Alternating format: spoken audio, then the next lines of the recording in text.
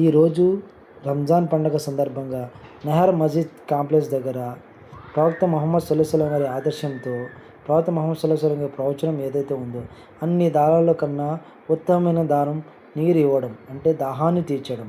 మరొక ప్రవచనం Saad bin Ubaid రజియల్లాహు అన్హు వారు అడిగారు, నా తల్లి మరణించింది, నేను ఆమె తరపున దానం చేయవచ్చా అని. ప్రవక్త ముహమ్మద్ సల్లల్లాహు అలైహి వసల్లం గారు అవును చేయవచ్చు అని చెప్పడం జరిగింది. అప్పుడు సాద్ బిన్ ఉబైద్ రజియల్లాహు అన్హు అడిగారు, ఏ దానం ఉత్తమమైనది?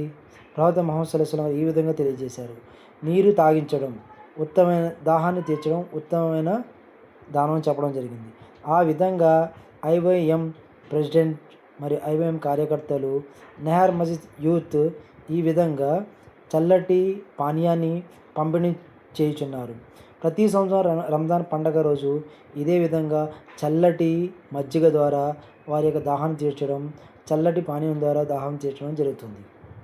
20 టీవీ యూట్యూబ్ ఛానల్ మరియు ఇదెక్కడ న్యాయం జర్నలిస్ట్ ఇలియాస్.